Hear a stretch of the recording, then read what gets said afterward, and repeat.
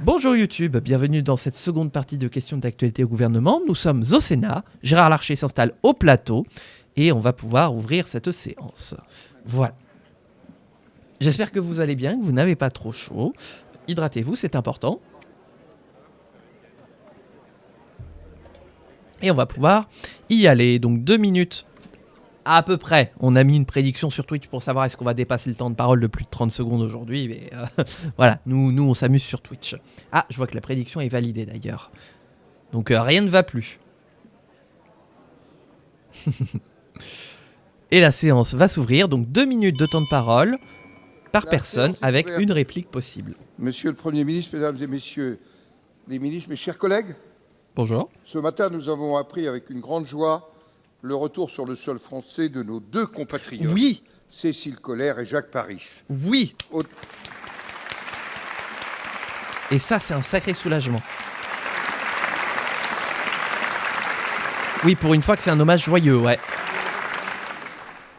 Tous deux, otages d'État, pendant plus de 3 ans à la prison d'Evin de Téhéran, puis assignés à résidence dans notre ambassade sur place, faute de pouvoir quitter le territoire iranien. Cet heureux dénouement constitue un soulagement après les conditions inhumaines que nos compatriotes ont endurées et qui illustrent, si besoin était, la nature du régime iranien. Je tiens en votre nom à tous à remercier celles et ceux qui, sans relâche, se sont mobilisés pour obtenir leur libération et leur retour en France. Premier chef, Monsieur le Premier ministre, Monsieur le ministre des Affaires étrangères et de l'Europe, nos diplomates. Cécile Collère et Jacques Paris ont déclaré il y a quelques heures avec une vraie grande dignité « Vive la vie ». Leur exemple montre à quel point l'espoir de libération et la vie peuvent triompher d'obstacles destructeurs. Tel est le vœu que nous formons en cet instant pour le peuple iranien dans les heures sombres et douloureuses qu'il traverse.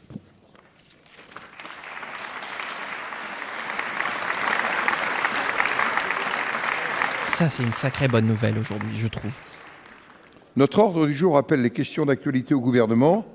Notre séance est retransmise en direct sur Public Sénat et sur notre site internet. Et sur la chaîne Twitch de Saslil, abonnez-vous. Je répète au début de chaque séance, au respect des uns et des autres, c'est essentiel, et aussi au respect du temps de parole.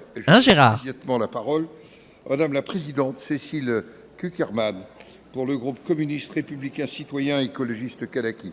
Madame la Présidente, vous avez la parole. Merci, Monsieur le Président, Monsieur le Premier ministre. Ce matin, un cessez-le-feu a été annoncé après une nuit où le monde a une fois encore frôlé le pire. Chacun voit bien qu'il est fragile. Je veux réaffirmer avec force que la stratégie de Donald Trump, faite de menaces, de bombardements et de démonstrations de force, est une impasse. Elle piétine le droit international et alimente le chaos. On ne renverse pas un régime en bombardant une population. En Iran, les premières conséquences sont déjà visibles. Renforcement de la répression et la ruine d'un pays qui va en premier lieu frapper le peuple iranien. Si Trump s'arrête ce matin, Netanyahou continue. Au Liban, la destruction massive des villes et des villages du sud se poursuit avec le même acharnement qu'à Gaza.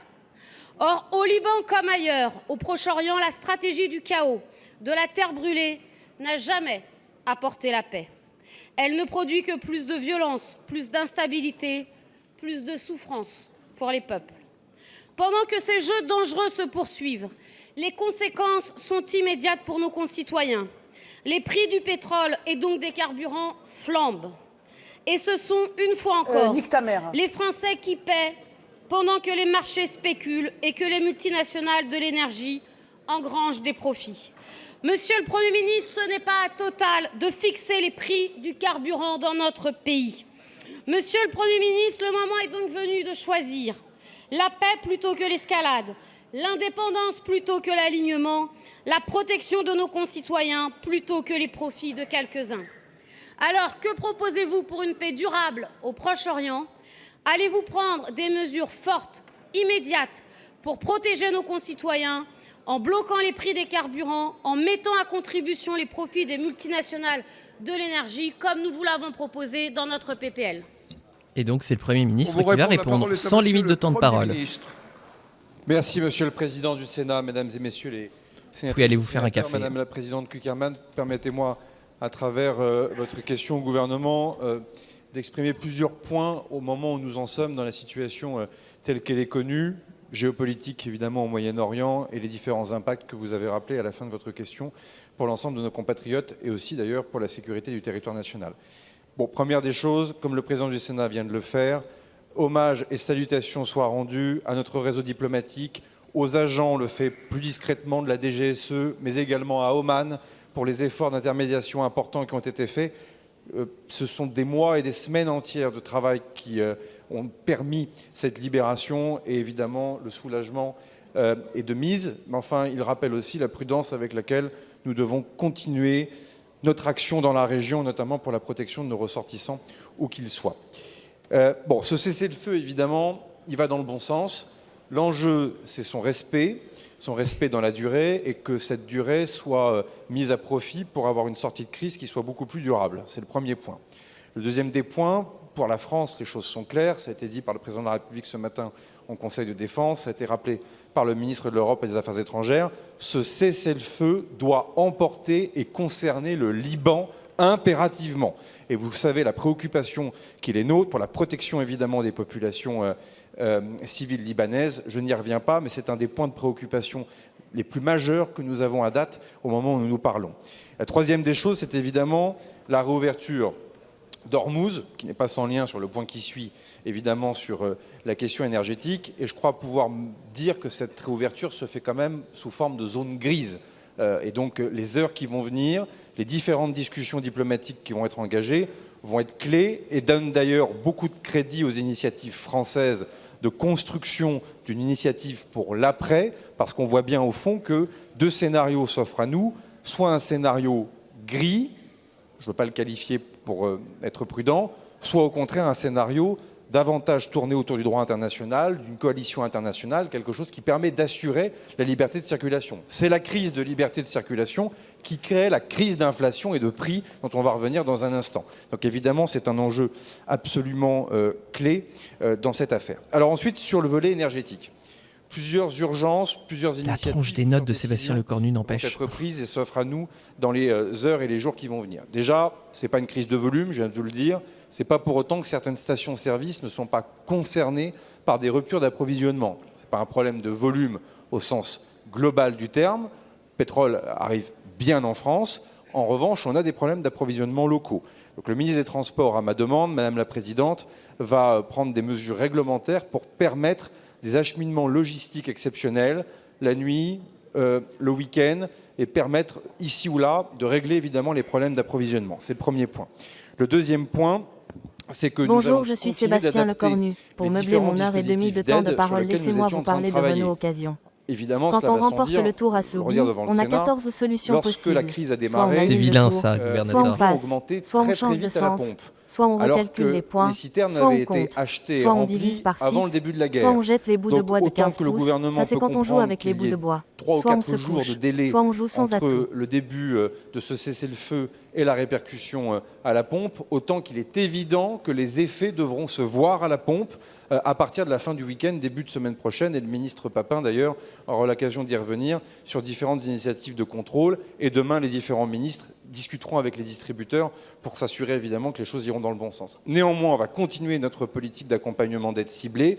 La ministre de l'Agriculture, la ministre Genevard, aura l'occasion d'y revenir ce soir ou demain, notamment pour avoir un nouvel outil d'accompagnement de nos agriculteurs, département par département, avec d'une part les outils qu'offre la MSA, mais aussi les préfets, parce qu'on voit bien qu'un certain nombre d'exploitations agricoles sont en difficulté. Et les premières dispositions que nous avons prises étaient les bienvenues, mais elles ne suffisent pas. Et la ministre aura l'occasion, évidemment, d'y revenir prochainement.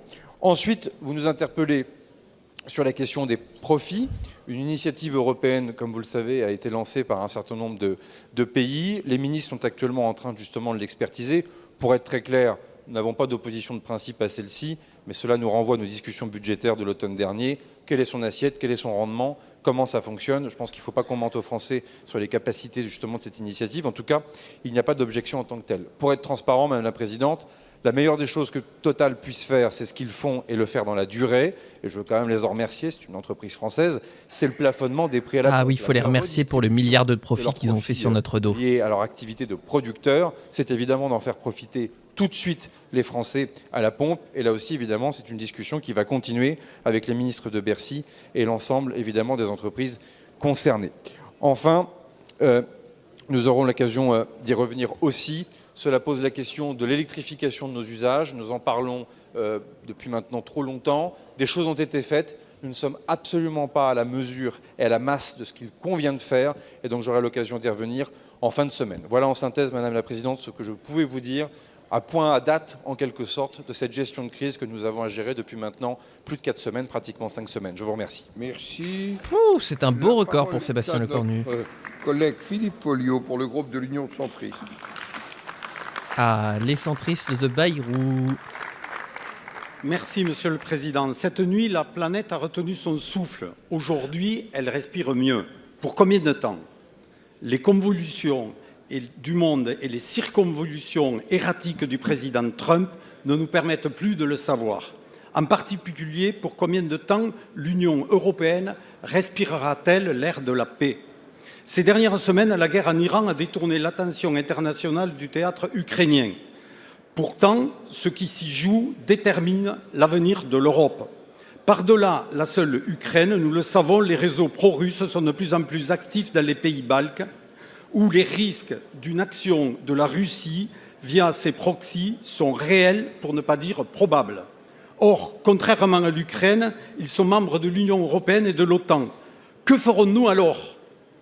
La question est d'autant plus capitale que depuis un an, Donald Trump a profondément remis en cause l'OTAN, alliance défensive créée en 1949 et fondée sur le principe de mutuelle assistance. Une remise en cause qui culmine avec la guerre menée contre l'Iran, en sollicitant l'Alliance pour intervenir aux côtés des États-Unis dans son action offensive. Trump en a méconnu autant l'esprit que la règle, ses articles 4 et 5. Et par ailleurs, avec lui, nous ne sommes désormais plus assurés de l'assistance américaine. Monsieur le ministre, en cas d'agression russe directe, indirecte ou hybride dans les pays baltes, pourra-t-on encore compter sur l'OTAN pour réagir? Et si l'OTAN faillait, que proposerait la France et que pourrait faire l'Europe? Pour vous répondre, la parole est au ministre de l'Europe et des Affaires étrangères, Jean-Noël Barrot.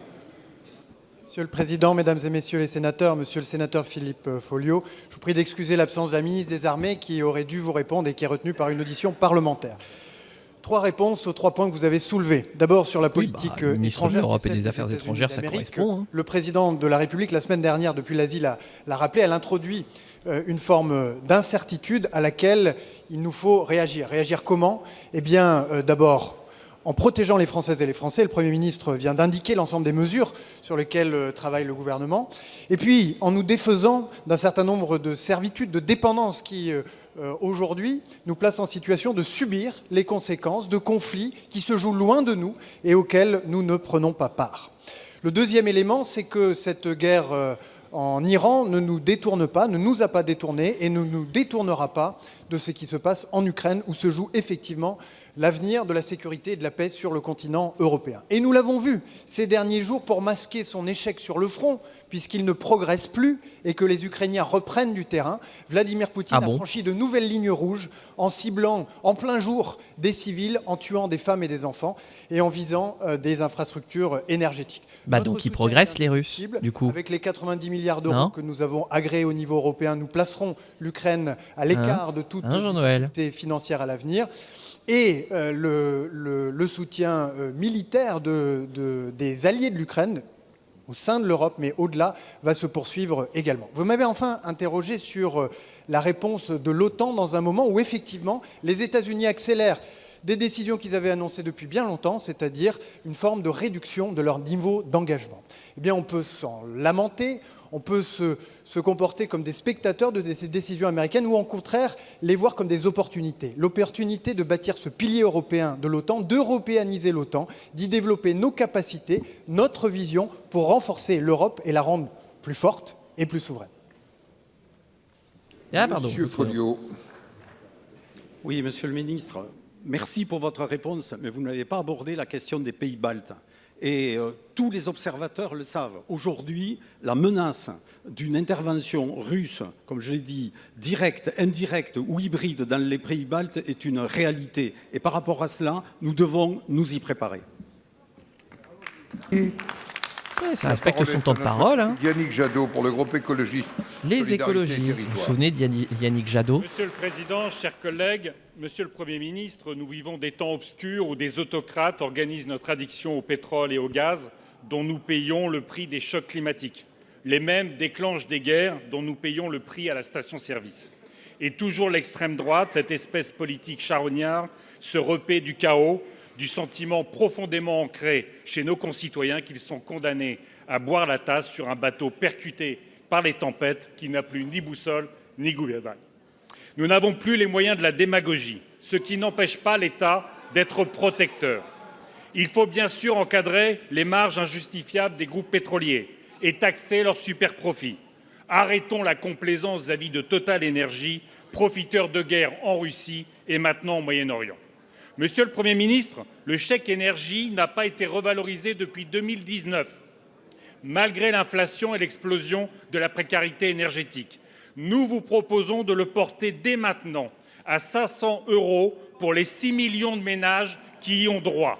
C'est une mesure ciblée qui coûterait 35 fois moins cher que le précédent bouclier énergétique.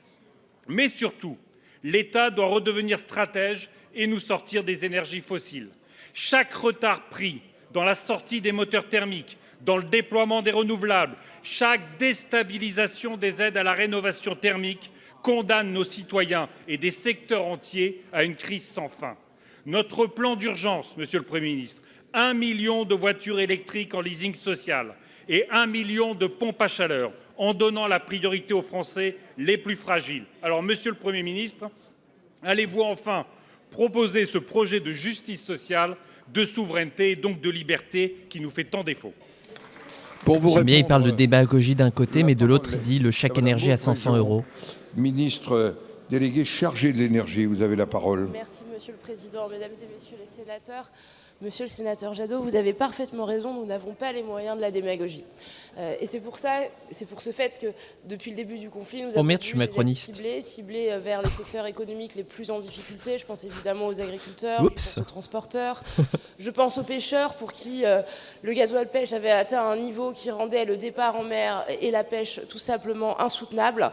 Et donc on a choisi dès ces premiers jours du conflit de leur venir en aide. Le chèque énergie, vous avez raison, qui date de 2015, pérennisé en 2018, qui est en moyenne de 150 €.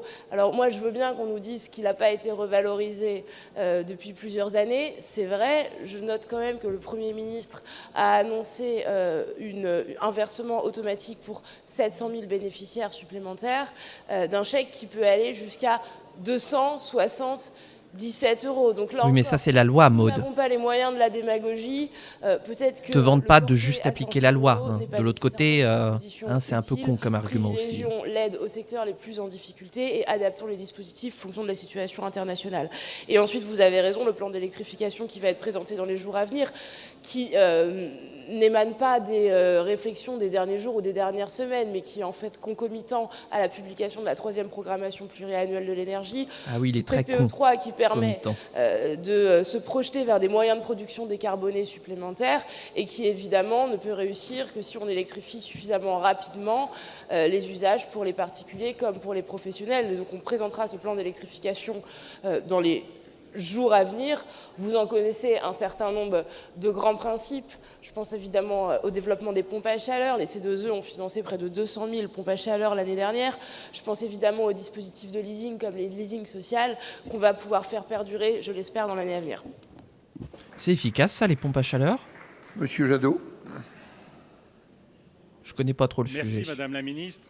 6 millions de ménages qui dépendent du chèque énergie à 150 €, ça ne couvre pas l'inflation, ça ne couvre pas la hausse des carburants et la hausse du gaz. Vous mettez un sac de sable ici, un sac de sable là face à une vague scélérate, l'extrême droite s'en lèche les babines. Merci. La parole est maintenant à Madame la présidente Muriel Jourda pour le groupe Les Républicains. Allez, on commence avec les Républicains.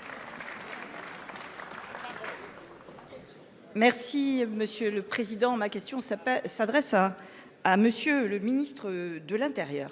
Il y a quelques semaines, Monsieur le ministre, vous vous êtes rendu à la Grande Mosquée de Paris en tant que ministre des cultes à l'occasion d'un événement religieux. Vous y avez tenu un discours relativement long au sein duquel vous avez tenu des propos qui n'ont pas manqué d'émouvoir les uns les autres. Et je voudrais les rappeler. Vous avez indiqué « Je ne suis pas de ceux qui iraient expliquer à des enfants qu'en portant le voile, elles mettraient à mal le vivre ensemble républicain ». Vous avez indiqué soutenir toute initiative qui permettrait de mieux faire connaître l'islam. Et vous avez enfin indiqué que le président de la République était attaché à développer et à mieux faire connaître l'islam. Dans la mesure où le rôle du ministre des cultes n'est pas de favoriser une religion, ni de faire la promotion d'une quelconque pratique, et où il me semble que le président de la République n'est pas le commandeur des croyants, pouvez-vous être plus précis sur les propos que vous avez tenus ? Pour vous répondre, C'est quoi cette question ? la parole est au ministre de l'Intérieur, M. Nunez. Monsieur le Président, Mesdames et Messieurs les sénateurs, Ah, Monsieur le Président, Mesdames et Messieurs les sénateurs, Madame la Présidente, Madame la Sénatrice, je me suis effectivement rendu le 12 mars à la Grande Mosquée de Paris pour la rupture de jeûne en tant que ministre de culte, avec la chaleur qui me caractérise, comme je le fais pour tous les cultes. Vous avez cité deux propos, vous oubliez également de dire que j'y ai tenu un discours de fermeté. J'ai rappelé que ce gouvernement, comme tous les gouvernements précédents d'ailleurs, ne tolérait pas qu'on essaie d'expliquer que les lois religieuses l'emportent sur les lois de la République. Et ça, c'est mon combat.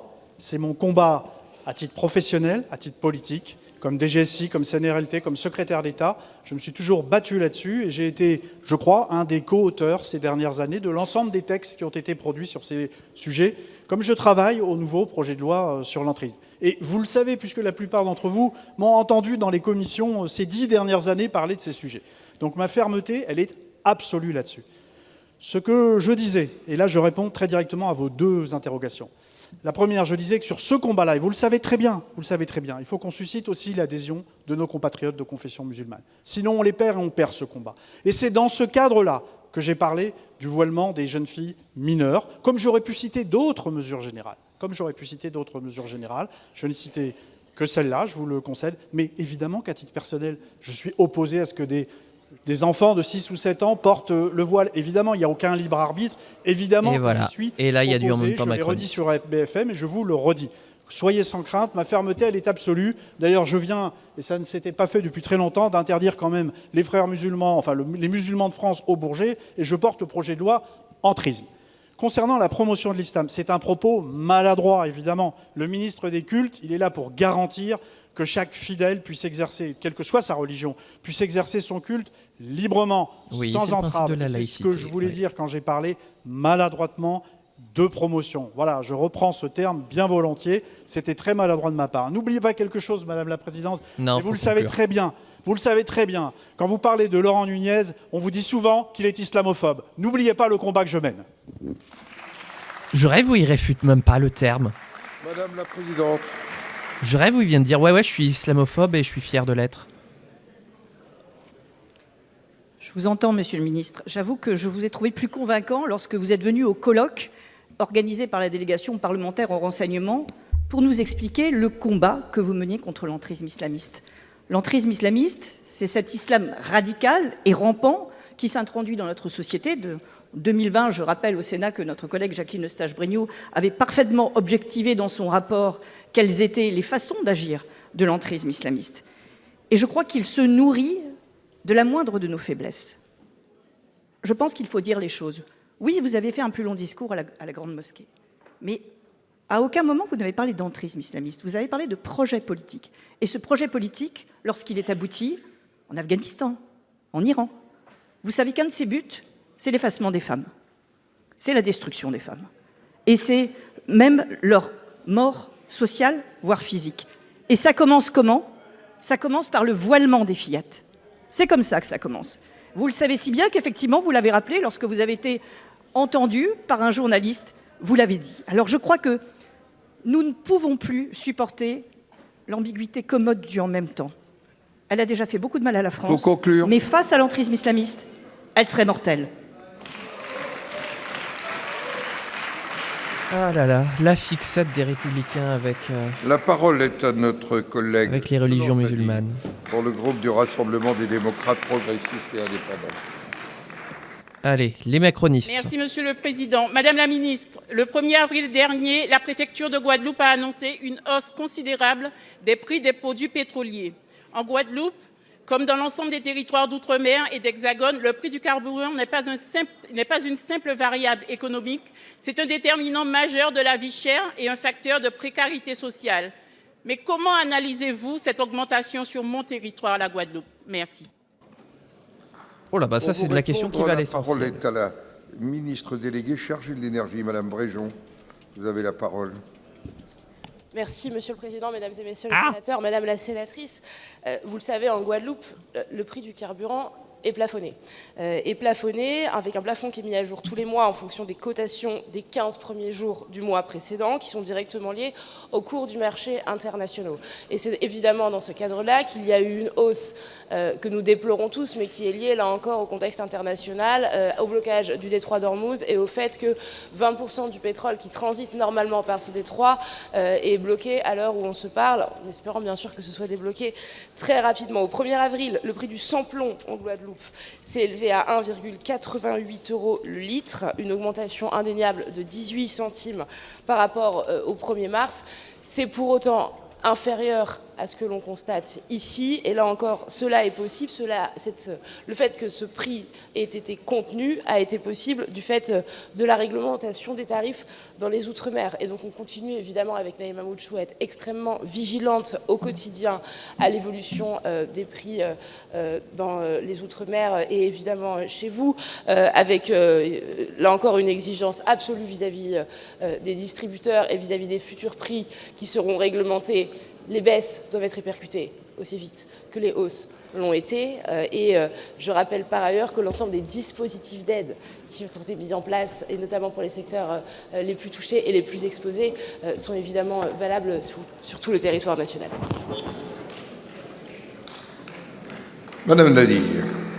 Oula, qu'est-ce qu'il a le son? Je vous remercie. Donc vous imputez aux tensions géopolitiques au Moyen-Orient la flambée actuelle du pétrole brut raffiné par la Sahara pour nos territoires. Or, il provient des gisements norvégiens d'Oseberg. Dès lors, comment justifier que nos concitoyens subissent de plein fouet une spéculation liée au détroit d'Ormuz, alors même que notre chaîne d'approvisionnement physique en est totalement déconnectée? Quelles garanties concrètes comptez-vous apporter aux Outre-mer pour que la tarification du carburant ne soit plus une fatalité spéculative? Madame la ministre, au-delà de la situation critique de nos territoires ultramarins, cette flambée des prix frappe au cœur de notre cohésion sociale nationale. Qu'il s'agisse de nos compatriotes de Guadeloupe ou des habitants de nos zones rurales en Hexagone, la voiture n'est pas un luxe. C'est l'outil indispensable pour travailler, se soigner et vivre. Le carburant est devenu, bien malgré nous, un précieux opium pour le peuple, une dépense de survie sur laquelle aucune spéculation ne peut être tolérée.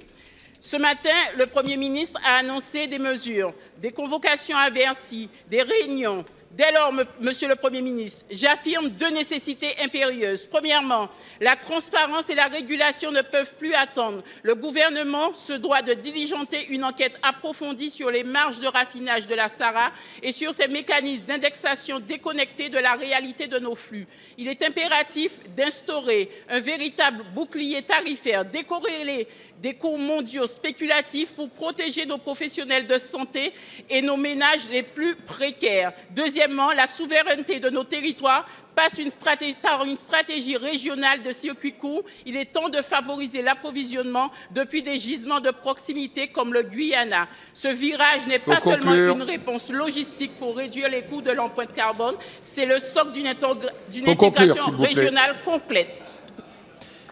Et je tiens à vous signaler que, comme la semaine dernière, c'est une sénatrice macroniste qui vient d'engueuler le gouvernement là. Pour le groupe Les Indépendants, République et Territoires. Ça fait 2 semaines d'affilée qu'on voit les macronistes se distinguer au Sénat.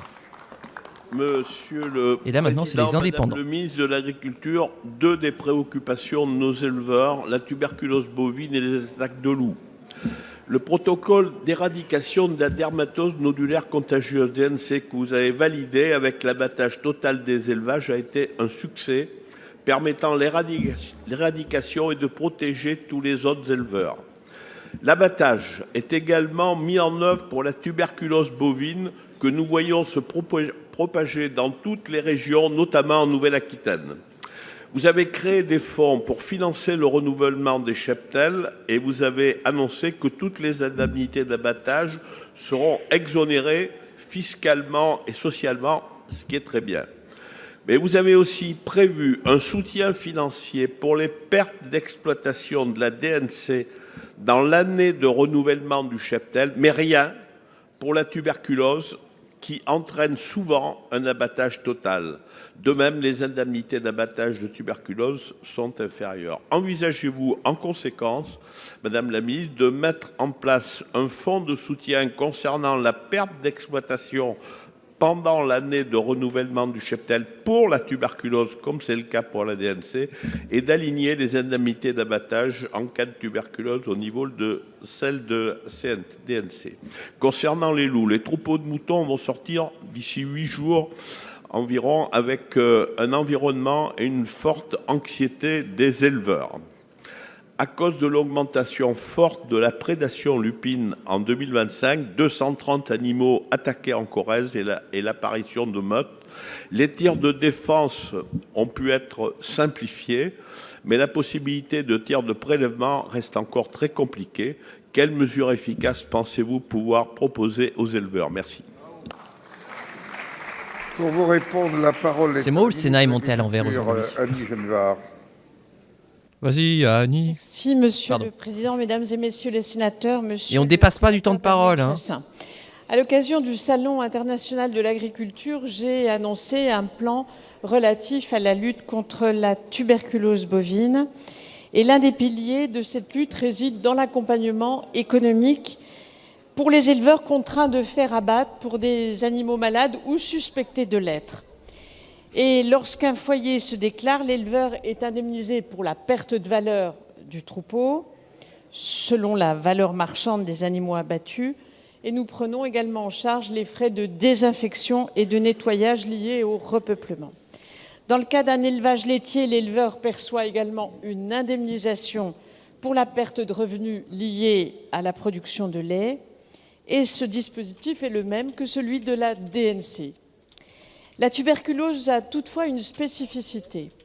C'est que certains animaux qui réagissent au test font l'objet d'un abattage que l'on appelle diagnostic, qui peut, après analyse, après l'abattage, infirmer ou confirmer la présence de la maladie. Dans le cas d'un abattage diagnostique, l'éleveur prévoit un forfait indemnitaire. Mais étant donné que les cours de la viande ont beaucoup augmenté, vous le savez, et ce forfait peut s'avérer parfois insuffisant. C'est la raison pour laquelle je me suis engagée à étudier sa revalorisation. S'agissant de la lutte contre la prédation du loup, je voulais vous dire, monsieur le sénateur, que dans l'arrêté qu'avec ma collègue ministre de l'Environnement nous avons pris, il est question de faciliter les tirs de défense, mais aussi les tirs de prélèvement. On va chercher le loup pour le prélever. Parce que quand le niveau de prédation est trop important, il faut naturellement agir davantage pour protéger nos élevages. Je veux dire aussi que dans la future loi d'urgence et de protection de la souveraineté alimentaire, il y aura des dispositions sur la lutte contre la prédation par le loup. Pour conclure. Afin de sécuriser les arrêtés de tir que les préfets sont amenés à prendre pour protéger nos élevages et leurs troupeaux. Merci.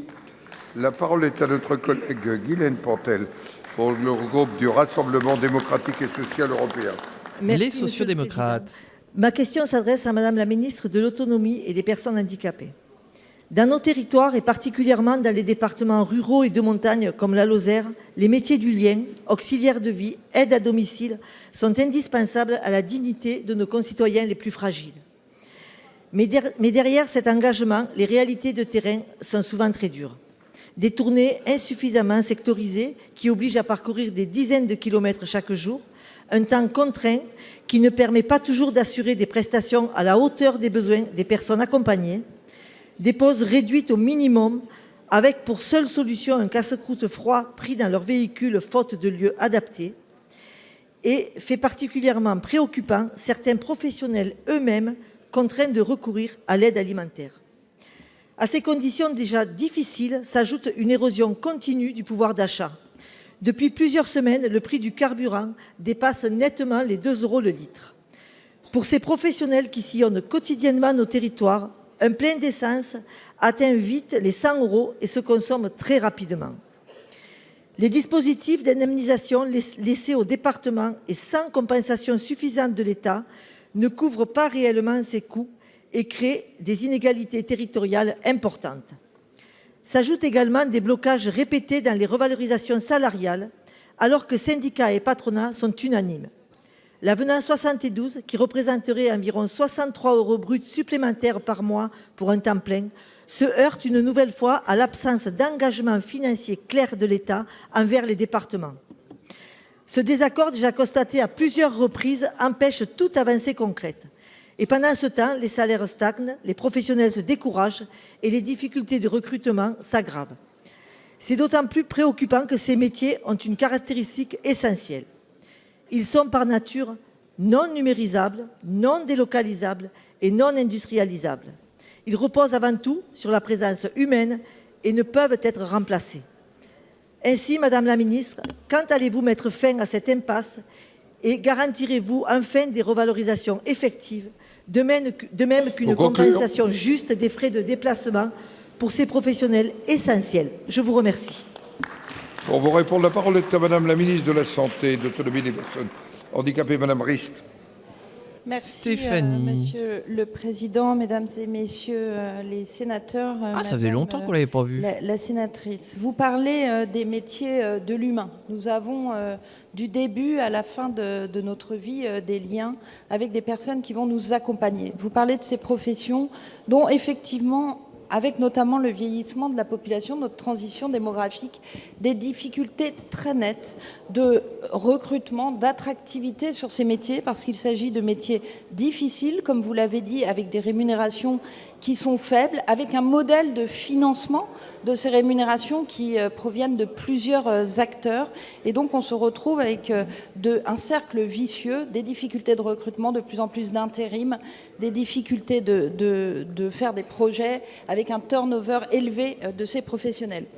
Ces dernières années, il y a eu une augmentation de revalorisation, puisque ça représente 4 milliards de plus par an avec le Ségur. On a aussi proposé des évolutivités des métiers, des réformes de formation de certains de ces professionnels. Malgré tout, nous restons dans une situation, comme vous l'avez expliqué, de difficulté. Alors avec mon collègue Jean-Pierre Farandou et Camille Gaillard-Minier, nous travaillons à des propositions. Nous aurons l'occasion dans quelques jours de pouvoir porter ces propositions pour lesquelles, en ce moment même, nos services travaillent avec les collectivités, puisqu'il s'agit de modèles de financement intriqués, communs. Et donc, c'est avec les collectivités territoriales que nous devons faire ces propositions. Ces propositions seront autour d'enjeux majeurs comme la qualité de vie au travail, la lutte contre la sinistralité, les innovations managériales, mais aussi la formation professionnelle, les validations d'acquis d'expérience. Notre objectif, c'est de créer des vocations, mais aussi que les personnes, une fois dans ces métiers, puissent y rester. Donc, avec les collectivités et les collègues, nous proposerons dans les jours qui viennent, j'espère, des mesures qui permettront d'améliorer l'attractivité de ces métiers. Je vous remercie. Merci. Non, pas de dépassement. La présidente Sylvie. Il faut faire 2,31 pour avoir le dépassement. Socialistes, écologistes et républicains. Le retour des socialistes. Merci, Monsieur le Président. Madame la Ministre de la Culture, à écouter le Président de la République lors de son tour de France de la presse locale, il y a quelques semaines, l'urgence de défendre nos médias traditionnels et notre écosystème médiatique face à la prédation des plateformes est réelle. C'est un constat unanimement partagé, tant il s'agit d'un enjeu vital à la fois de souveraineté, mais aussi de préservation de notre démocratie. Il y a urgence également à adapter notre droit national pour se mettre en conformité avec le règlement européen sur la liberté des médias et pour transposer la directive sur les procédures bâillons. Précisément, Le projet de loi post-états généraux de l'information devait répondre à cette urgence. Pérennisation du modèle économique des médias traditionnels, redistribution des richesses captées par les plateformes vers ces médias, renforcement du pluralisme, lutte contre la concentration, meilleure protection du secret des sources, soutien aux médias de proximité, les mesures préconisées par les EGI ne manquent pas pour bâtir un vrai projet de loi structurant. Malheureusement, ce projet de loi est porté disparu. Pendant 1 an, les acteurs ont travaillé, ils ont rendu leur copie. Et depuis, silence radio du gouvernement. Alors, que devons-nous déduire de ce silence, Madame la Ministre ? Chaque jour qui passe, vous le savez, la presse et les médias locaux sont fragilisés, les radios et les télévisions font face à la concurrence faussée des plateformes et les journalistes sont de plus en plus précarisés. Alors oui, il y a urgence à les aider. Alors Madame la Ministre, allez-vous enfin agir ? Je laisse 7 secondes pour que le chrono soit bien aligné. Madame Catherine Pégard, ministre de la Culture. Vous avez la parole, Madame la Ministre. Voilà, c'est bon, c'est réparé. Monsieur le Président, Mesdames et Messieurs les sénateurs, Madame la Présidente Sylvie Robert, vous le rappeliez, Madame la sénatrice, et je sais l'intérêt constant que vous portez à ce sujet, le modèle économique de la presse, en particulier de la presse d'information, est aujourd'hui fragilisé, il est même, disons-le, menacé. Fournir une information fiable, pluraliste et de qualité est évidemment un enjeu majeur pour la vitalité de notre démocratie. Cela vaut d'ailleurs au niveau national comme au niveau local. Rien n'est plus néfaste à la démocratie que ce que l'on appelle les déserts informationnels. Pour autant, la presse souffre, vous l'avez souligné, d'être aujourd'hui le média le plus touché par la baisse des recettes publicitaires. La valeur se déplace vers les plateformes, or celles-ci ne contribuent pas suffisamment au financement des contenus d'information. Renforcer le droit voisin, c'est-à-dire la contribution financière des plateformes à la presse lorsqu'elles en reprennent les contenus, s'imposait donc comme une nécessité. L'Assemblée nationale a déposé le 26 mars, avec le soutien du gouvernement, la proposition de loi d'Erwan Balanant pour le renforcer. C'est un pas dans la bonne direction et cela vous montre que nous n'avons en aucun cas abandonné l'idée d'aller au bout du travail qui a été fourni d'une manière remarquable sur les états généraux de l'information. Nous étudions de nouvelles pistes, des pistes différentes de soutien à la presse. Je crois que nous aurons l'occasion, dans les semaines qui viennent, de vous proposer des réponses à vos questions. Vous pouvez imaginer que je m'y investirai tout particulièrement, car ce sont des sujets qui me tiennent évidemment particulièrement à cœur. Je vous remercie. Madame la Présidente. Merci Madame la Ministre. Je suis bien au courant de la proposition de loi d'Erwan Balanant sur les droits voisins. Ce que nous attendons, c'est un projet de loi structurant, avec un passage en Conseil d'État et qui nous donnera une vraie vision globale et transversale de toutes les problématiques aujourd'hui des médias. Vous nous avez dit, je vous ai entendu, je veux être utile. Eh bien Madame la Ministre, vous en avez l'occasion, alors allez-y.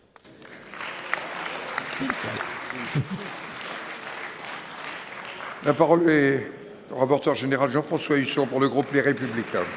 Les Républicains, Jean-François Husson. Ah oui, d'accord.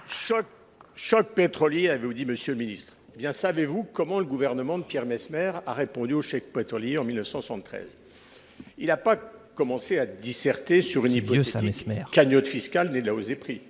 Il n'a pas annoncé un jour des aides à quelques entreprises, le lendemain des prêts de trésorerie à 3,8%, puis laissé entendre que des ménages pourraient peut-être y avoir droit sur le lendemain. Il a d'abord réuni l'ensemble des acteurs, les services de l'État, les compagnies pétrolières, les distributeurs, les transporteurs, les acteurs professionnels et syndicaux les plus concernés. Et à l'issue, il a imposé un effort à chacun. Plafonner les marges, organiser les approvisionnements et engager avec nos partenaires européens alors une réponse coordonnée à la crise. Surtout, Pierre Messmer a fixé un cap. Économie d'énergie immédiate et à l'époque une stratégie nationale d'indépendance énergétique. Comparativement, que faites-vous aujourd'hui ? Vous annoncez un prêt flash carburant pour quelques professions et vous laissez prospérer les hausses de marge. Vous donnez le sentiment que chacun improvise pendant que les Français, eux, subissent une hausse substantielle de leurs dépenses d'énergie. Alors, ma question est simple. Quand allez-vous vraiment prendre exemple sur Pierre Messmer ? Ouf, eh ben dis donc, voilà une question qui enfile des perles. De l'économie des finances, et de la souveraineté énergétique. Ils sont montés à l'envers, les sénateurs. Merci, Monsieur le Président. Ah, Roland Lescure. Messieurs les sénateurs, Monsieur le rapporteur général, je me garderai bien de prendre, d'oser prendre ma voix derrière les pas du Pierre Messmer que vous avez mentionné, qui a été effectivement à l'époque à la hauteur du moment. Mais j'espère pour autant que nous pourrons aussi ensemble répondre à la hauteur des défis auxquels on fait face et auxquels cette crise, une fois de plus, nous renvoie. Et vous l'avez mentionné, c'est celle de notre souveraineté énergétique. À l'époque du premier choc pétrolier dans les années 70, la France dépendait à 90% des hydrocarbures importés, grâce notamment à la feuille de route que vous avez mentionnée, qui a été mise en œuvre avec des efforts de toutes les Françaises et de tous les Français. Nous sommes aujourd'hui à 60% de dépendance, et il faut aller plus loin. Parce que 60%, c'est encore trop, et on le voit aujourd'hui, la facture qu'on retrouve à la pompe, la facture qu'on retrouve dans les secteurs chimiques, la facture que payent aujourd'hui nos pêcheurs et nos agriculteurs, même si je pense utile de continuer à les aider à gérer ce défi de court terme, nous n'y répondrons qu'en ayant une stratégie de long terme ambitieuse. La programmation pluriannuelle de l'énergie, elle va dans ce sens. Le plan d'électrification, mais oui, Madame la sénatrice, le plan d'électrification que nous aurons l'occasion de partager avec vous dans les jours qui viennent, il va aussi dans ce sens. Pourquoi ? Pour nous amener de 60% de dépendance aujourd'hui à 40 puis 35% demain. Pour s'assurer que dans tous nos usages industriels, commerciaux, le logement, les mobilités, on puisse effectivement faire face à ce défi majeur de la souveraineté en allant chercher au fond la valeur là où elle est. Dans nos cerveaux, nous avons des ingénieurs de qualité, dans notre capacité à investir dans les énergies d'aujourd'hui et de demain, le nucléaire et oui, les énergies renouvelables, en faisant en sorte que quand nos enfants, je n'en doute pas, elle arrivera encore, feront à nouveau face à une crise de ce type, ils puissent, comme nous le disons aujourd'hui, merci à Pierre Messmer, merci à Jean-François Husson et merci à tout le monde pour avoir travaillé dans ce sens. 26. Oui, merci Jean-François Husson. Monsieur le rapporteur général. Oui, vous êtes trop aimable et finalement trop habile, tacticien politique, mais derrière les mots, monsieur le ministre, il y a des réalités. C'est pas le sujet, c'est pas Jean-François Husson ou Roland Lescure. C'est la situation qui nous impose d'avoir une vision stratégique, répondre pour les professions qui sont les plus touchées. Et puis, vous avez évoqué la programmation pluriannuelle de l'énergie.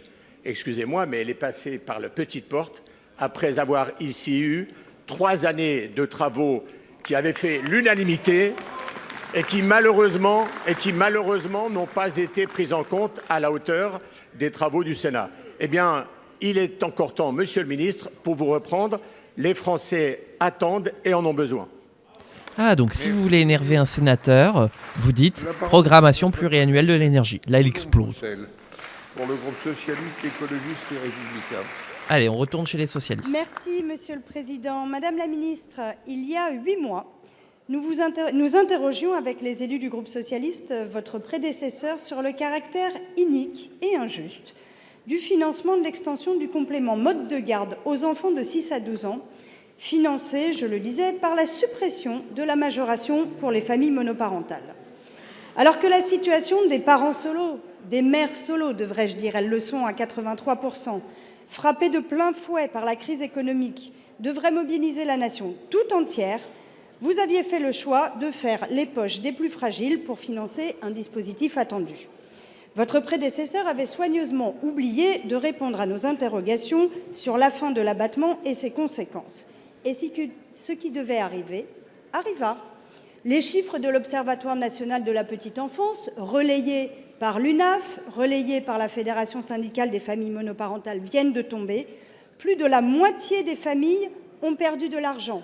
Chapeau bas. On parle de 150 à 300 € par mois en moins. 35% des parents ont été contraints de revoir à la baisse leur activité professionnelle ou d'y renoncer. Alors, Madame la Ministre, il est urgent d'agir pour les mères solos, pour les parents solos. Réintroduisez vite les critères de vulnérabilité pour monoparentalité ou handicap.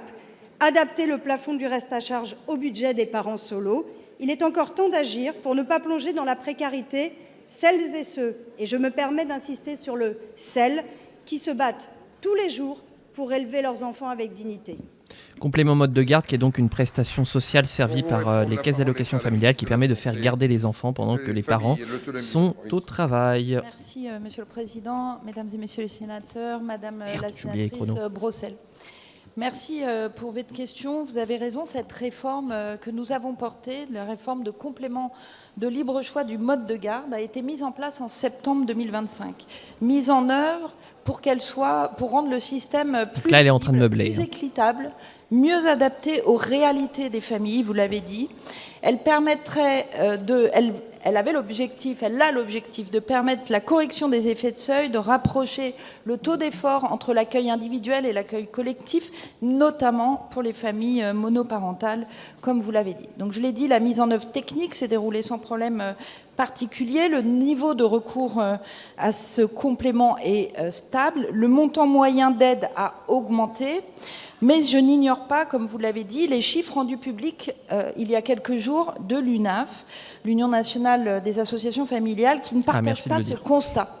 Et ces chiffres qui semblent à ce jour différents de ceux qui sont présentés par la caisse d'allocation familiale, j'ai demandé du coup de travailler sur l'exactitude de ces différents chiffres. Donc ça veut dire faire taire ces chiffres, les propositions concrètement. de l'UNAF sur lesquelles nous allons travailler pour adapter la réforme si il y a besoin, notamment instaurer un plafond pour le montant restant à la charge des parents, quel que soit le mode d'accueil choisi, ou de revaloriser le il y a déjà un CMG. plafond. Mais pour cela, nous devons partir d'un constat partagé qui, à ce stade, je n'ai pas ces chiffres. Mais notre cap est constant. Nous voulons, et c'est pour cette raison que nous avons, en parallèle de ce complément de mode de garde, créé le congé complémentaire de naissance, permettre une politique volontaire pour les familles. C'est ce que nous portons et que nous continuerons de porter. Je vous remercie. Madame Brossel. Merci, Monsieur le Président. Merci, Madame la Ministre, de convenir que la réforme telle que vous l'avez engagée, est engagée pour des raisons budgétaires, elle produit des effets tout à fait contre-productifs. Je vous alerte sur l'urgence. Vous demandez l'exactitude des chiffres, c'est bien normal. L'inflation à 1,8, c'est maintenant pour les familles monoparentales. La hausse des prix à la pompe, c'est maintenant pour les familles monoparentales. La hausse du prix du gaz, c'est maintenant pour les familles monoparentales. C'est maintenant qu'il faut agir. Et bim. Merci. La parole est à notre collègue Alain Milon pour le groupe Les Républicains. Merci, Monsieur le Président. Ma question s'adresse à Madame la ministre de la Santé. Les récentes élections municipales nous l'ont encore rappelé.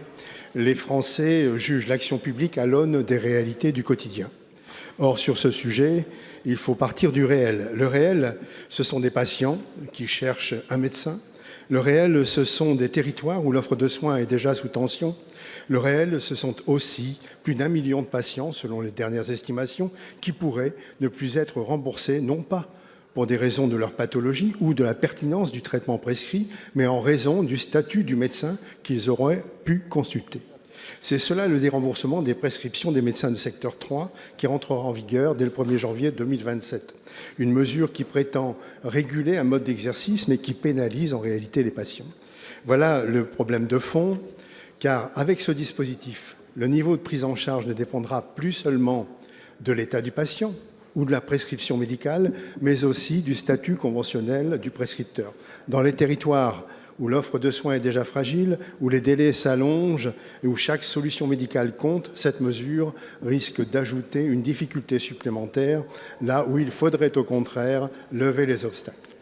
Le Sénat, lors de l'examen du PLFSS 2026, avait d'ailleurs rejeté cette logique parce qu'elle est contraire à l'équité et qu'elle frappe d'abord les patients. Ma question est donc simple, Madame la Ministre, comment le gouvernement peut-il justifier une mesure qui, sous couvert de régulation, fait peser sur les patients et parfois sur des territoires déjà sous tension les conséquences d'un choix qui ne répond en rien à l'objectif d'amélioration de l'accès aux soins? Le gouvernement est-il prêt à y renoncer? Les médecins en secteur 3, ce sont les médecins qui pratiquent les dépassements d'honoraires, donc qui font des consultations à 70, 80, 90 euros, et dont la sécurité sociale ne rembourse que la charge normale, donc 25 balles. Vous savez que le projet de loi de financement de la sécurité sociale 2026 a été le fruit d'un Donc je trouve sa question des particulièrement inélégante. Et la mesure qui a été adopté venait d'un amendement gouvernemental un amendement parlementaire pour lequel j'avais rendu un avis de sagesse. Je comprends l'objectif poursuivi par cette initiative parlementaire qui faisait suite à un rapport de 2 parlementaires, messieurs Rousset et Monnet.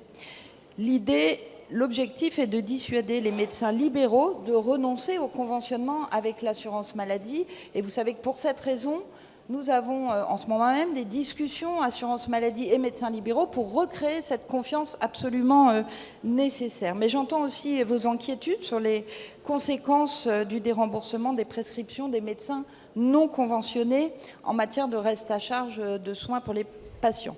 Cependant, je voudrais remettre dans le contexte, on compte environ 1000 médecins non conventionnés dans notre pays. À peu près 50% sont des médecins généralistes. Les autres sont des médecins dits à exercice particulier, acupuncteurs, homéopathes, allergologues, tabacologues. Moins de 20 000 personnes vivent dans une des 15 communes où le seul généraliste en exercice est un médecin généraliste non conventionné. Ce n'est donc pas un enjeu national d'accès aux soins. En revanche, les prescriptions des 1000 médecins non conventionnés représentent près de 200 millions d'euros de dépenses annuelles d'assurance maladie. C'est donc un enjeu, il est vrai, de reste à charge pour les assurés. Depuis l'adoption de la LFSS 2026, tous les 2 mois, vous le savez, je réunis les syndicats représentatifs des médecins libéraux. Certains sont très opposés à cette mesure, d'autres moins. Et tous ont regretté le manque de concertation sur cette mesure. Malgré tout, cette mesure a été adoptée dans le cadre, encore une fois, je le redis, d'un compromis de la loi de financement de la sécurité sociale.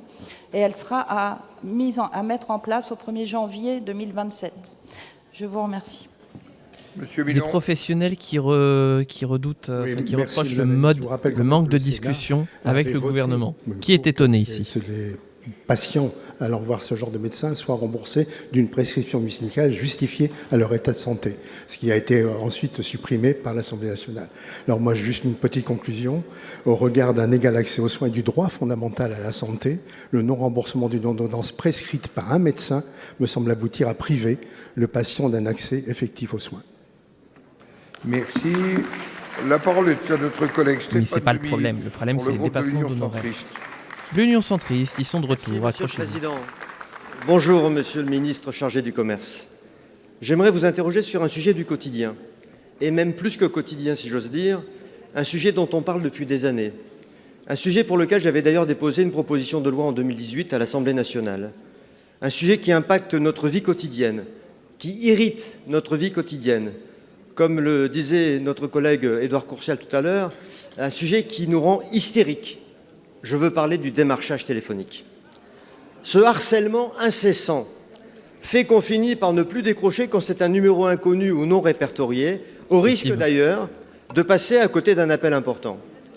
Bien nous en a pris quand, en juin 2025, lors de l'examen de la loi contre la fraude, un amendement intelligent et pragmatique a été voté à l'Assemblée nationale, celui du consentement préalable, reprenant d'ailleurs l'idée de notre collègue Pierre-Jean Verzelen. Cette mesure doit s'appliquer à partir du 11 août 2026. On a d'ailleurs l'impression qu'en attendant cette échéance, les centres d'appel se lâchent, car c'est de plus en plus infernal. À tel point que notre pays est devenu champion européen, avec 44% d'appels inconnus et indésirables. Et quant aux signalements, eux aussi ont explosé. Ils ont été multipliés par 11 en 2 ans. Vous le savez, Monsieur le Ministre, derrière ces appels, il n'y a pas que du démarchage commercial. Il y a aussi de la fraude et parfois de l'usurpation de numéros. Les Français, parmi lesquels je me compte, attendent vraiment avec impatience le 11 août, le jour de la Sainte-Claire, en espérant que cette loi soit clairement appliquée. Et c'est sur ce point précis, Monsieur le Ministre, que je souhaite vous interroger à travers 2 questions. Quelles garanties le gouvernement entend-il prendre pour que cette loi soit effectivement appliquée et contrôlée à cette date butée du 11 août 2026 ? Et par ailleurs, quand les centres d'appel sont situés à l'étranger ou déménagent par opportunisme à l'étranger pour ne pas être soumis à la loi française, quelles mesures le gouvernement entend-il prendre pour endiguer ce qui est devenu, vous le savez, un véritable fléau insupportable ? J'adore la question. La blague était très drôle. Franchement, la question, elle est impeccable. Ministre des Bravo. Petites et Moyennes Entreprises, du Commerce, de l'Artisanat. Vous avez la parole. Merci, Monsieur le Président, Mesdames, Messieurs les sénateurs. Monsieur le sénateur Demilly, vous avez bien raison. C'est insupportable, ça perturbe notre quotidien. 7 Français sur 10 sont concernés par ces appels intempestifs. Je vous conseille l'appli Sarah Croche que vous installez sur votre téléphone et qui filtre tous les appels et vous les voyez plus. Ça fonctionne du feu de Dieu. Les appels non consentis seront sanctionnés. Donc, premier point. Pour ce qui concerne les appels de l'étranger, donc nous avons fait travailler ensemble, fait converger pour bien avoir la consolidation des bases de données, donc la DGCCRF, la CNIL et l'ARCEP, qui vont travailler ensemble de manière à ce que nous puissions aller tracer ces appels et les sanctionner de la même manière. Et je rappelle que depuis 2026, il y a un numéro masqué qui s'affiche pour les appels venant de l'étranger quand ils ne sont pas authentifiés. Donc aujourd'hui, ces appels, quand vous recevez un appel masqué, il faut surtout ne pas répondre. Et donc, à partir là, donc le travail est en cours à partir de ces 3 services qui travaillent ensemble. Et comme vous l'avez dit, le 11 août 2026, sanctions pour tous les appels intempestifs qui ne seront pas consentis. Merci. La parole est à notre collègue Catherine Dumas pour le groupe Les Républicains. Merci, Monsieur le Président. Monsieur le Ministre, mes chers collègues, l'apprentissage est un pilier essentiel de l'insertion professionnelle, de la transmission des savoir-faire, notamment dans les métiers de l'hôtellerie-restauration. Les niveaux de prise en charge des contrats d'apprentissage constituent l'unique financement des centres de formation d'apprentis, déterminant ainsi leur capacité à former, insérer les jeunes dans le monde du travail. Or, France Compétences, chargée de réguler et de financer la formation professionnelle et l'apprentissage, a lancé le 2 avril dernier la révision générale des niveaux de prise en charge des contrats d'apprentissage. Les orientations envisagées sont toutefois très inquiétantes pour le secteur de l'hôtellerie-restauration, moins 18% pour les formations diplômantes, moins 41% pour les certifications professionnelles. Ces diminutions pourraient d'ailleurs s'appliquer dès septembre 2026, après déjà plusieurs années de baisse cumulée, allant jusqu'à 31% selon les diplômes. Alors, Monsieur le Ministre, quelle structure pourrait vraiment résister à un tel choc?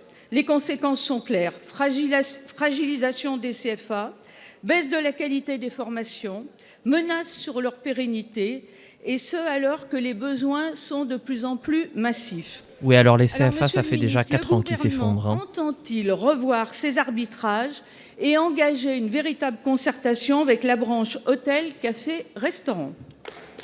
Merci d'arriver après la guerre. La parole est au ministre du Travail et des Solidarités, Monsieur Farandou. Monsieur le Président du Sénat, Mesdames et Messieurs les sénateurs, Madame la sénatrice Dumas, d'abord que ce soit clair, je veux rappeler l'engagement du gouvernement à soutenir la politique d'apprentissage, qui est une vraie réussite, qui amène à la fois une formation à des centaines de milliers de jeunes et qui améliore fortement l'insertion professionnelle. Donc je voulais commencer par rappeler ce principe. Qui dit apprentissage dit effectivement formation, et il faut donc financer les coûts de formation qui sont des coûts importants. Je rappelle les montants. On parle pour l'ensemble de l'apprentissage de 7,3 milliards d'euros qui vont être dépensés en 2026 pour soutenir l'effort de formation dans tous les centres de formation pour apprentis et dans tous les secteurs. France Compétences, qui est l'agence effectivement d'État qui gère cet énorme programme de formation, procède à des révisions annuelles qui consistent à comparer les coûts théoriques avec les coûts réels. Donc, on le fait pour l'ensemble des branches et donc on le fait aussi pour la branche que vous avez citée. Pour autant, c'est un processus qui se fait en concertation avec chacune des branches professionnelles, qui d'ailleurs peut faire remonter ces constats. Et à partir de ces constats, des discussions s'instaurent. La comparaison qui aura lieu, c'est la comparaison entre les coûts réels mesurés et les budgets qui sont alloués à chacune des branches. On peut aussi rajouter qu'il y a des capacités de modulation qui ont été données dans les branches à périmètre constant, pour, selon les types de formation à l'intérieur des branches, aller jusqu'à plus 20% pour certaines, et bien sûr, il faudra récupérer sur d'autres compétences dont on aurait moins besoin. Tout ça pour vous dire que des ajustements sont encore possibles et le dialogue que vous appelez de vos voeux peut tout à fait s'ouvrir. C'est le sens de la méthode déployée par France Compétences. J'espère avoir répondu à votre question et je vous remercie pour votre intérêt pour l'apprentissage. Merci Madame la sénatrice. Madame Dumas. Merci Monsieur le Président, merci Monsieur le Ministre pour cette réponse. Bon, je redirais juste que nous avons vraiment besoin de stabilité, de visibilité financière pour garantir un apprentissage de qualité et une insertion durable dans l'emploi. Et Monsieur le Ministre, et je le dis aussi à tous les collègues sur tous ces bancs, quels que soient les bancs, pas non plus d'avoir des contrats gavés d'argent public, comme c'était le cas depuis 2 ans. Donc ne brisons pas la dynamique de l'apprentissage. Monsieur le Ministre, nous comptons sur vous pour donc ces ajustements rapides. Merci. Si les entreprises veulent des apprentis, il faut qu'elles payent. Voilà. Pour le groupe socialiste, écologiste et républicain. Et ce sera la dernière question des socialistes pour aujourd'hui. Monsieur le Ministre, mes chers collègues, la peine de mort ne défend pas la société, elle la déshonore, disait Robert Badinter, que notre hémicycle a eu l'honneur d'accueillir en son sein. Nous le disons avec force, le combat contre la mise en place de la peine de mort doit figurer au premier rang des combats des grandes démocraties. C'est cet idéal qui vient d'être piétiné par l'État d'Israël avec l'adoption le 30 mars dernier d'une loi taillée sur mesure pour ouvrir la voie aux exécutions de Palestiniens. Plus qu'une faute, cette loi est un reniement. Établissant un traitement différencié pour les Palestiniens de Cisjordanie, s'affranchissant des garanties les plus élémentaires d'équité des procès, Israël se place à l'écart des démocraties dans lesquelles, il dit, se reconnaître. Partageons les mots d'indignation de l'opposition israélienne qui témoigne par ses propos d'une défaite face au Hamas. Monsieur le ministre, la veille du vote, vous avez, à l'instar de vos homologues européens, mis en garde les élus israéliens contre l'adoption de cette loi. Votre appel est resté lettre morte. Vous êtes aujourd'hui face à un choix. Quelle voie choisissez-vous? Donc, aucune sanction ou des sanctions appropriées à cette position? Ah, alors. Pour vous répondre, la parole France Diplomatie. des Affaires étrangères, M. Jean-Noël Barrot. Monsieur le Président, Mesdames et Messieurs les sénateurs, Madame la sénatrice, vous l'avez dit, la France a exprimé sa très vive préoccupation lorsqu'a été introduite au Parlement israélien une loi qui étend significativement le champ d'application de la peine de mort. Et nous avons été consternés par l'adoption de ce texte par 62 voix contre 48, avec le soutien et les voix de ministres du gouvernement israélien qui arboraient à la boutonnière le symbole de la mort, le nœud coulant, la corde du pendu. Qui est étonné. Consterné d'abord parce que la France reconnaît en Israël non seulement un peuple ami, mais aussi une éthique humaniste, universaliste, qui a été forgée par des siècles d'exil et de persécution et qui rejette l'arbitraire de la peine de mort. Il suffit de se souvenir des propos de Golda Meir. Nous pouvons pardonner à nos ennemis d'avoir tué nos enfants, mais nous ne pouvons pas leur pardonner de nous forcer à tuer leurs enfants. Consterné ensuite parce que cette loi rétrograde, qui s'applique, comme vous l'avez dit, exclusivement aux Palestiniens, est dégradante et oui, c'est une loi raciste. Oui, Madame la sénatrice, le peuple d'Israël, le peuple juif, a été, le 7 octobre 2023, frappé dans sa chair par le terrorisme au cours du pire massacre antisémite de notre histoire depuis la Shoah. Et c'est un traumatisme qu'il est interdit de relativiser ou de sous-estimer. Et donc Mais non, ni la paix, ni la sécurité en Israël ou ailleurs ne peut être fondée, bâtie sur les discriminations et sur l'injustice.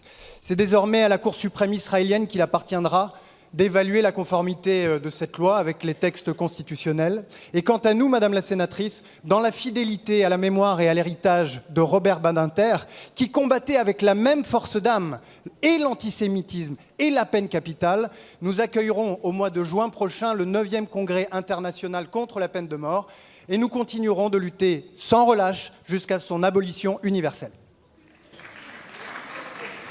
Ouais, bon, de l'incantation, mais pas grand-chose. Merci beaucoup, Monsieur le Ministre.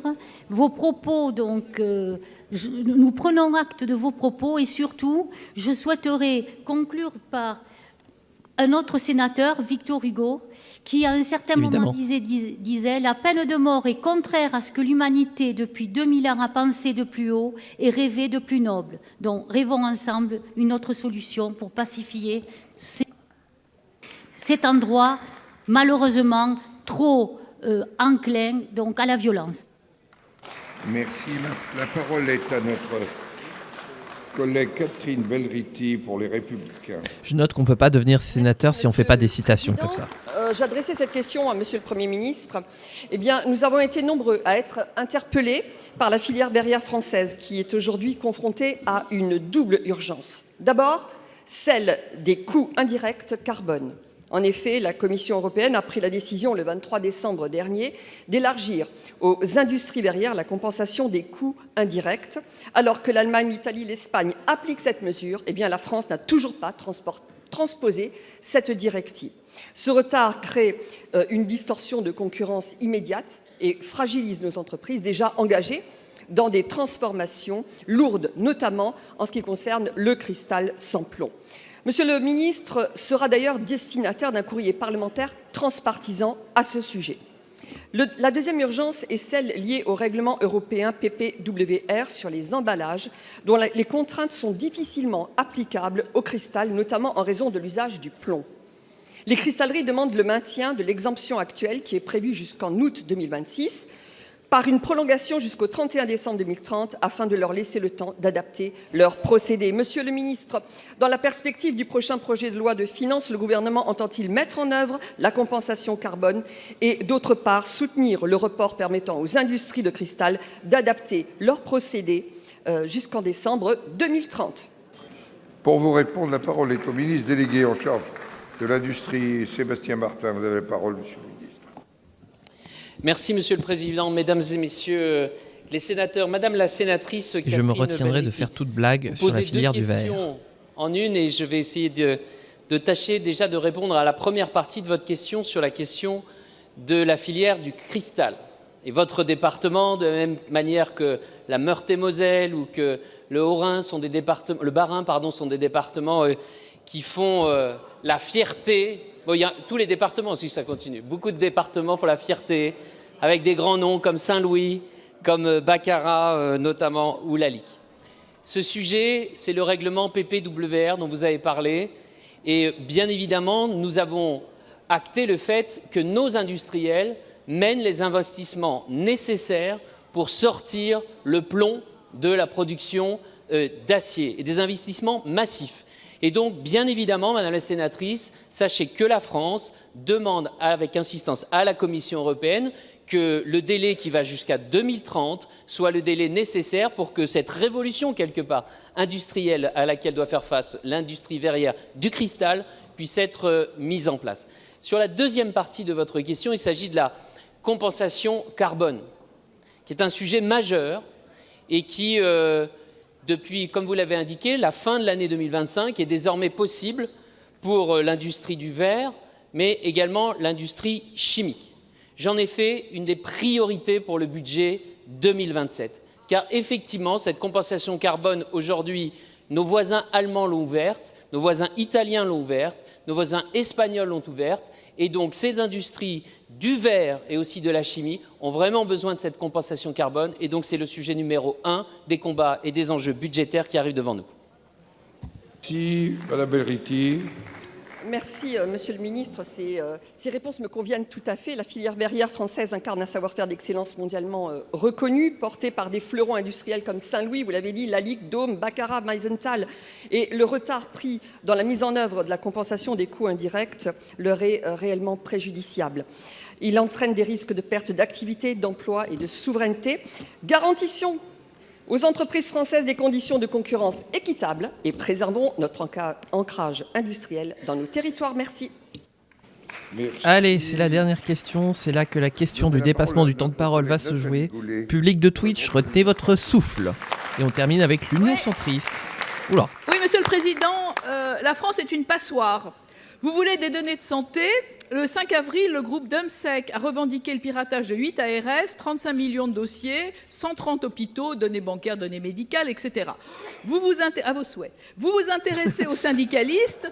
Le 1er avril 2026, l'hacker ex-Dex a mis en vente 161 343 profils de syndicalistes, données de bancaires, données personnelles, etc.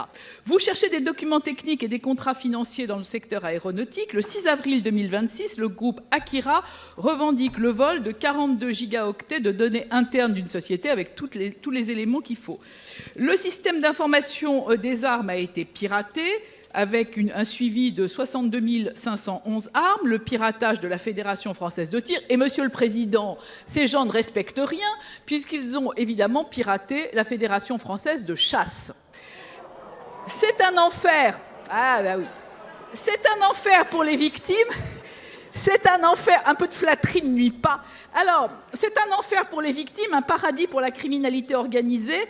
La France est le pays européen le plus touché par ces attaques, avec 110 milliards de coûts.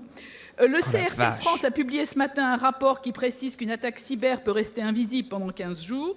Quelles mesures le gouvernement compte-t-il prendre pour nous protéger de cette criminalité et lutter contre l'utilisation frauduleuse de nos données ? J'aime bien comment c'est raciste. La parole est au ministre de l'économie, des finances et de la souveraineté numérique. Vous avez la parole. Oh là, il a une fulgurance, Gérard Larcher. Qu'est-ce qu'ils ont là? Ça va être l'heure du goûter, c'est ça? Ça permet ensemble de sensibiliser les acteurs, vous l'avez dit, à la gravité de ce que c'est que les fuites de données qui sont l'objet d'attaques de plus en plus fréquentes. Au total, il n'y a pas plus de cyberattaques en France qu'il y en avait il y a 1 an ou il y a 2 ans, mais elles sont de plus en plus orientées vers la fuite des données, vers le vol des données, et on est encore insuffisamment sensible à la gravité de ces faits. Donc j'espère que tous les acteurs que vous avez mentionnés, notamment la Fédération française de chasse, ont porté plainte. C'est indispensable. Même si c'est une petite fuite de petites données, il faut porter plainte. Pourquoi? Parce que ça permet d'enquêter. Il faut aussi le signaler à l'ANSSI. De manière à ce que vous me posez la question de ce qu'on va faire pour répondre à ce fléau, de manière à ce qu'à court terme, on puisse déjà appliquer la loi. Vous savez qu'aujourd'hui, les victimes de fuite de données peuvent porter plainte et saisir la CNIL. Pirater des données, c'est jusqu'à 7 ans de prison, 700 000 € d'amende. Utiliser ou détenir des données piratées, c'est jusqu'à 5 ans d'emprisonnement, 375 000 € d'amende. Et puis les sites qui utilisent des données volées peuvent être fermés. Ça a été le cas récemment du site Bridge Forum qui utilisait des données piratées du ministère de l'Intérieur que nous avons fermé. Court terme. À moyen terme, il faut protéger les données de tous les acteurs et notamment celles de l'État. Et je vous annonce que le Premier ministre annoncera dès demain la feuille de route de la sécurité numérique de l'État pour les années 26 et 27. 1. Fermer des sites obsolètes qui aujourd'hui sont des portes d'entrée privilégiées pour des attaques dans les sites publics. 2. Renforcer l'authentification à double facteur, qui est souvent un des facteurs sensibles qui permettent d'entrer dans les secteurs. Je vois le ministre de l'Intérieur qui opine. Il sait sans doute de quoi je parle. 3. À long terme. J'espère que toi aussi tu sais de quoi tu parles. Renforcer l'arsenal, y compris législatif. Roland.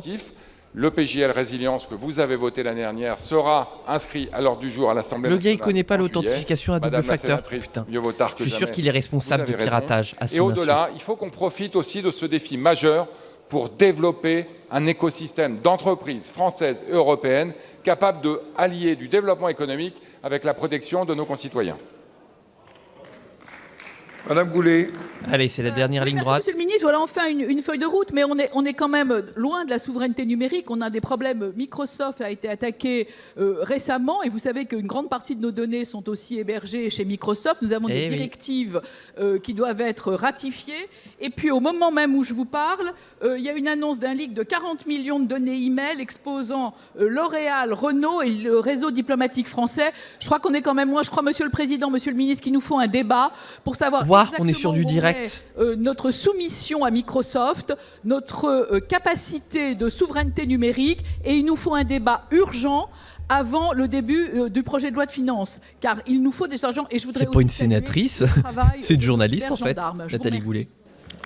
Merci, et voilà. mesdames et messieurs les ministres. Je vais suspendre la séance. Elle sera reprise à 16h35. Et j'insiste sur votre présence pour le débat à la suite du dépôt du rapport public annuel de la Cour des comptes.